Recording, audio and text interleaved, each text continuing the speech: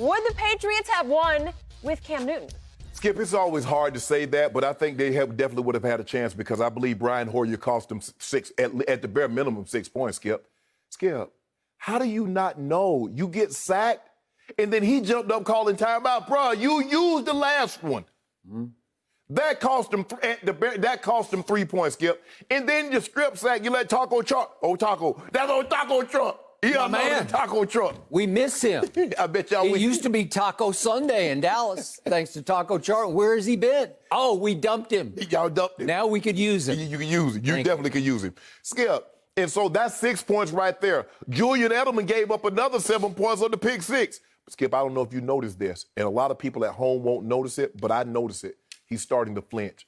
He's been involved in so many collisions. He caught a fourth down last night, and he flinched because he thought the guy was going to get him. So he's starting to flinch, and he dropped the pass early in the game, and the guy ended up catching it on the carom. Mm-hmm. I'm like, Jules, come on, bro. Mm-hmm. But he's starting to expect collisions, and it's starting to affect his ability to catch the football cleanly. Mm-hmm. So that's 6 points. You gave up 13. The defense played outstanding.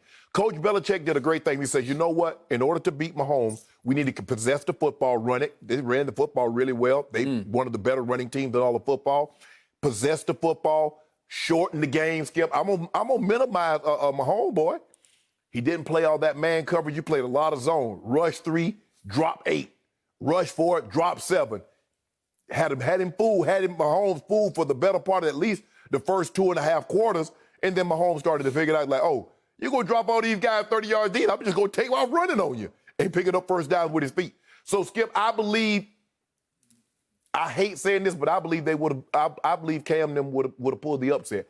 Considering how New England played last night. Now, maybe, Skip, because Cam wasn't there, they let their guard down. Maybe they would have, Spagnuolo would have called the game differently. Maybe they would have done some things differently because now you get into a battle that's going back and forth. But I don't think they were ever really concerned about Brian Hoyer or when Stid came in, winning that ball game. But, Skip, I will say this.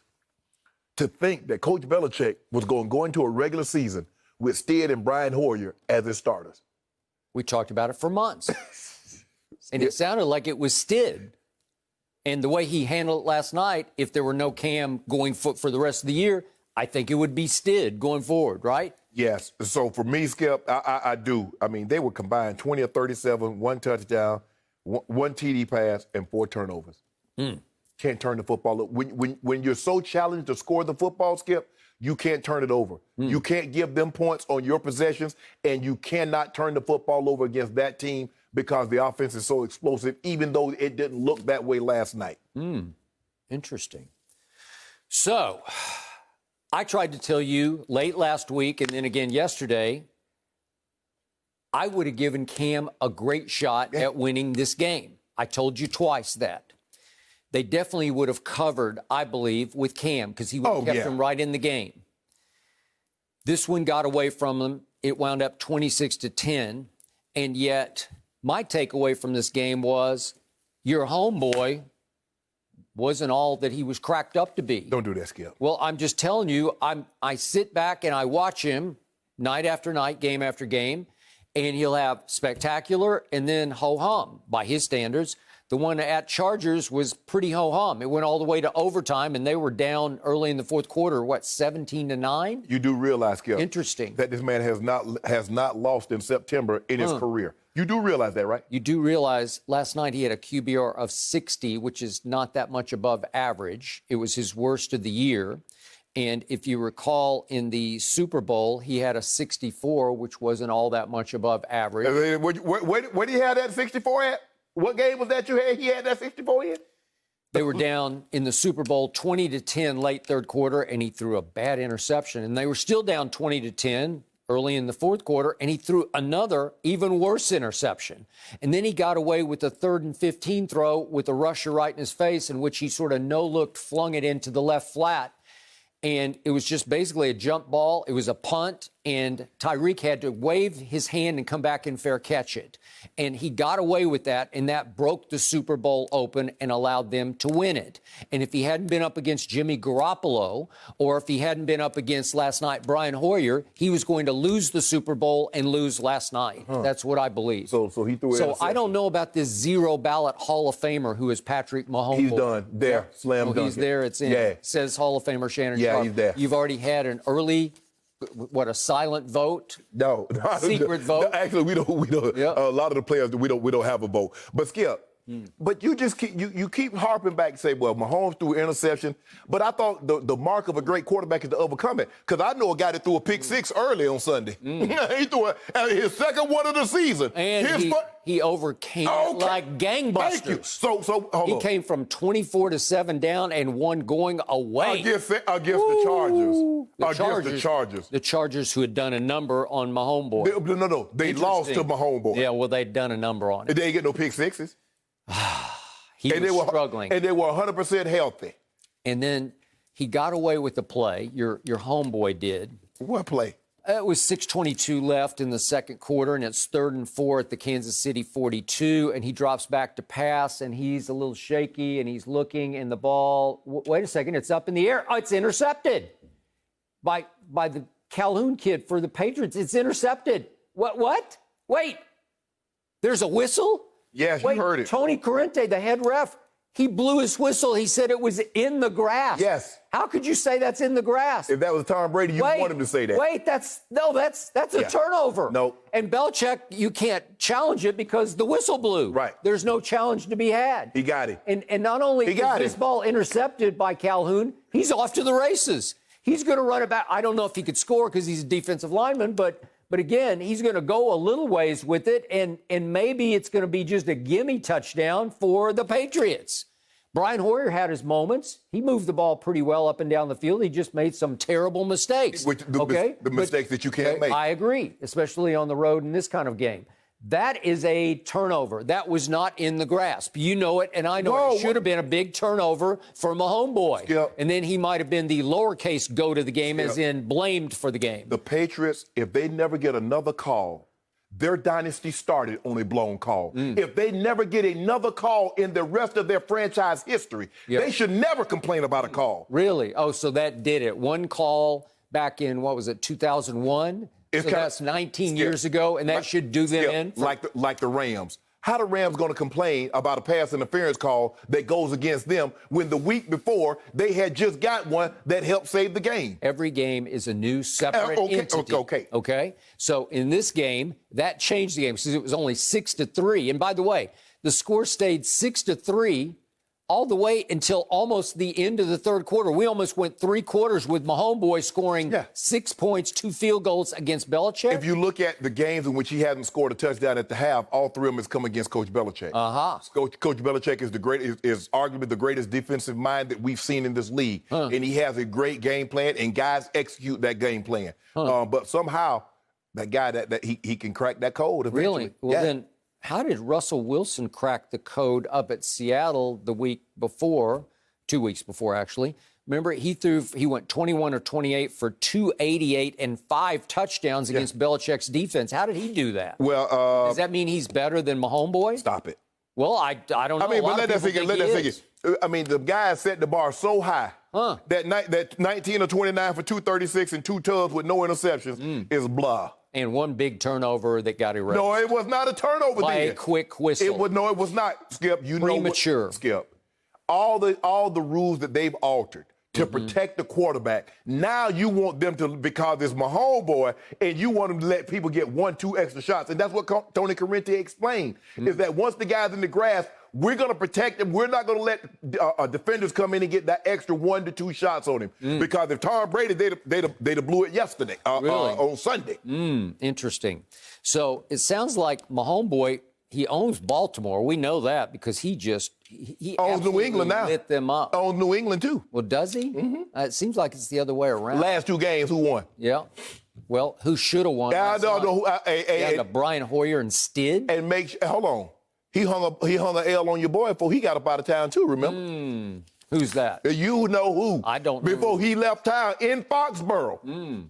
Who's that? You know who it is. Oh, that one. Yeah. All I know is that Tom Brady, when it really mattered in the AFC Championship game, he goes into that very stadium we were watching last night and had 3 straight 3rd and 10s and converted all 3 in overtime. Was Mahomes on the field? In overtime. Was Mahomes on the field? I've never seen anything like that. Was Mahomes on the field? That was an achievement almost equal to Jimmy Butler's in Game 3. Look at it. Look at my homeboy. And he got the crowd hyped. He scrambled for 25. He got the crowd hyped last night. I also tweeted about this, and you validated my tweet because you said what I said all last year about Julian Edelman. Broken down, beat up shell of self, losing confidence.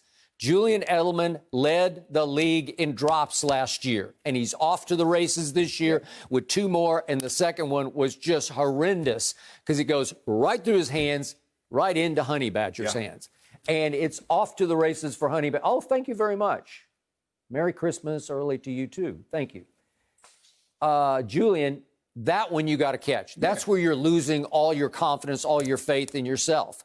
Well, I told you that was Tom Brady's go-to receiver last year. What do you think is going to happen if that guy's your go-to? Right? The thing is, Skip, is that he's starting to. It's one thing to feel and know where they're there, but he's starting to see them. And so Honey Badger's off. There's no reason. There's no reason for him There's to no flinch threat. or anything.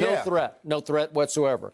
So the 2 key receivers down the stretch last year were Julian Edelman, who got 6 balls thrown to him and caught 3 last night for 35 yards, and N'Keal Harry, who came back at midseason last year as a rookie. Last night he had 6 targets, caught 3 balls for a grand total of 21 yards. That's all that Brady had to work with. And Demir Bird had 10 targets. But I'm not surprised that James White had 8 targets because they throw to the back. They need a tight end, but so I'm not surprised that James White was so heavily targeted. That was their game plan. That's like a long handoff for them throwing the ball. They're a big screen team. But 35 rushes, 185 yards, you can win with that. But the thing is, you got to pay it off at the end. And Brian Hoyer and Stid didn't pay it off at the end. So Tampa Bay is now 3-1, and Belichick is now 2-2. Thank you very much. Well, here we go. Belichick, Cam, he'd had Cam. That might have been 3-1 too. So I gave you a chance yesterday, and you almost took it. And you said you wanted to sleep on it. Would you like to rescind the bet? I will take. It's a 5 cases of Diet Mountain Dew bet, and I will take 2 if you want to just call the bet off right now. You can save yourself 3 cases. Okay, I'll do it because I don't know when Cam is coming back. Really? Yeah, Cam might be. But they might be able to, they might be able to beat the Broncos. I don't know. We got a win last week. So now you're choking again. I will let it slide. You're going to let it slide? You did it, but then you undid it. I will let it slide. I will let it slide. I will go ahead and take these 2 cases. Okay. Because I will get them back. Oh, wait. You are going to take my offer? Yeah, I'm taking your offer. Oh, so we're done with this bet. We're done with this Thank you. I won early. I will get it back. Diet Dew, the breakfast. After I get these cases from this NBA Finals. Yeah, okay. Good. Done. Thank you. Well, you know who else, Shannon, you probably want to talk about? Aaron Rodgers. Because he is continuing to do Aaron Rodgers things this season. While his top 2 receivers, Devontae Adams and Allen Lazard, both missed the game last night, it didn't stop Rodgers from tossing 4 touchdown passes in the Packers' 30-16 victory over the Falcons. Green Bay is now a perfect 4-0 this season and a full game clear of Chicago for first place in the NFC North. Now, Shannon, I want to start with you and ask you about Aaron Rodgers and a letter grade. And just for the record, guys, the fact that I'm wearing green, this is embarrassing to me. I just want to put it out there. But give me a letter grade for Aaron. Hey, Skip, he was in complete control of the ball game. Complete control. Oh, he can still skip the throws that he's making. He stepped the one up to the rail to Jamal Williams. I think that's the Williams kid, the running back. Yeah. I mean, he's doing this with no Devontae, no Lazard, Valdez Scantling, Robert Tont. Scott, come on, man. Who is this kid? Where is tight end coming from? Shepard. Falcons are bad. I don't know what Mr. Blank waiting on. Skip, I ain't calling for nobody's job, but it's not going to get better in Atlanta under Dan Quinn. Skip, it's over. It was over once they lost 28-3. Skip, it was over. There was no coming back from that. You can lose the Super Bowl and overcome that. You're not losing that game like that and overcoming that. Some adversity, Skip, is just too overwhelming, and you never overcome it. It's time to move on. Skip, Atlanta was trying to Skip, this is how bad it is for them defensively. Skip, they tried to tackle the man. The man falls down, gets up, and still catches it. They go for it on fourth down. Aaron Rodgers hits a guy that gets 17. He has two guys wide open for touchdown. Since you brought that up, could we see that play? I just want to demonstrate what you're talking about, please. Here it is. This is a fourth down play late in this. This 4th and 2. 4th and 2. Oh, you're open, but so is everybody on the field open. Everybody, and they're all waving for the football. Wait, you're open, and look across the field. You're open, and you're open, and he throws it underneath. Way to go. That's Atlanta. That's Atlanta. But to be fair, Skip, when you got backups, and their backups are playing, and then the practice squad guys that back up the backup to the backups, that back up the starter is playing, Skip, what do you think you're going to get? I mean, they're signing guys as of Sunday, as of Saturday. You got to sign guys because you've been besieged by injuries. But it is what it is. Aaron Rodgers, that's not Aaron Rodgers' fault. And even though he's like, you know what? Aaron Rodgers like, it's not my fault you beat up, so I'm going to take advantage of it. And he took full advantage of it, Skip. 97, is 97 QBR good? Yeah, very good. 27 to 33, 327, 4 tubs. Is that good? So now he has 13 touchdowns, 0 interceptions, 70% completion. He's number 1 in QBR. If you don't mind me asking, Skip, can you tell me down in Tampa Bay, where is he ranked in QBR? This is about Aaron Rodgers. Oh, well, if it's about Aaron Rodgers, he said he's sending a message. I believe the two best teams right now in the NFC, Green Bay and Seattle. He's like, Russ, I know you haven't won an MVP and you're playing great, but we're going to just hold off. We're going to play this thing out. 13-0. 13-0. Is that good, Skip? And your grade is for last night? A. A? And the degree of difficulty was what? Z? You got to stick the landing, though. So sometimes, Skip, it's not about, being Simone Biles and trying all this crazy stuff. Sometimes you just got to stick the landing. You know what I'm up against. I need a 9.3. So I don't got to get crazy. Just stick the landing. And the Bulgarian judge going to give me a 10. Okay, it is my turn to give your man Aaron Rodgers a letter grade. And what I'm going to do is revert to what happened my senior year at Vanderbilt when they allowed us to take one course, what they called pass-fail. And you could even take the course across the street at our little sister school, Peabody College. So a few of us as seniors did. We took human geography across the street at Peabody. And it was the only course in my 4 years there that I kind of mailed it in. I didn't work that hard at it. We just had fun doing it, and we didn't take it very seriously because all you have to do is pass the course. Right. You have to get above I think it was just above an F. I don't know. That's what I consider. Maybe it was a C or better. Well, I took a lot of them classes. Okay. Did you? Okay. So I did pass human geography, and I will give you a P for pass last night. No. That's all you get. No. He passed because that's all he did was pass. He completed 27 passes against the 31st. It's the worst pass defense in pro football, but they're 31st in points allowed going into the game. They'd allowed 36 a game, which is only 1 point short of my Dallas Cowboys, who are a complete and utter disaster. So they allowed 36 going in, and Aaron put up 30. Is that good? It's not great. They're 31st in yards allowed at 463, and he put up 403. Is that great? And it's just okay. You probably should have put up 600. Well, Skip, he probably would have had Matt Ryan had not had a 20-play, like a 13-minute drive. So what did my man Dak Prescott do against these Atlanta Falcons? He completed 34 passes for 450 yards, so 27 by Aaron for 327. Yeah. Not that impressive. Skip, my man had the lead. For 450. Come on. Aaron had the lead. Your guy was down by 19 at one point, down by 16. Aaron had the lead. Can you imagine if the game was back and forth? Aaron might have threw for 600. Can you imagine what Atlanta would have been if they had their two starting safeties, Ricardo Allen, Keanu Neal? They're both gone. A.J. Terrell, starting corner, is gone. Then that Casey kid got carted off with an Achilles injury last night. God bless him. I'm knocking on wood for him. And I can go on that Jalen Hawkins, the backup to the backup safety was in, and he got concussed or something. I don't know. It was bad. He's wobbling to the locker room. It was bad. This is horrendous. I have no idea who finished the game in the secondary for the Falcons. So that's why we saw that play, the 4th and 2 play, where everybody is open. It is shooting fish in a barrel for Aaron Rodgers up in Green Bay. It's like, do you want to hit him or him? What do you want to do? And look what he did.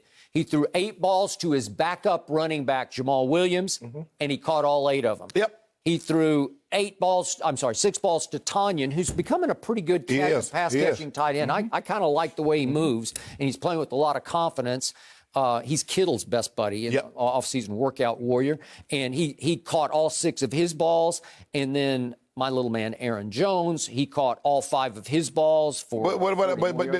But you talk about that, this Aaron Jones-led team. Yeah. This has always been Aaron Rodgers' team. No, it's last year's MVP was the other Aaron. First of all, Jones. Skip, the only person that says that and believes that their quarterback is not the most valuable are you and Jerry. Because everybody else will pay their quarterback. Jerry won't pay his. Oh, but really? he paid a running back $15 million. You said is not the offense shouldn't run through him. Yep. It should run through Dak. And you said Dak deserves $40+ million, and he should be 0-4 right now. Yeah. Right? Yeah.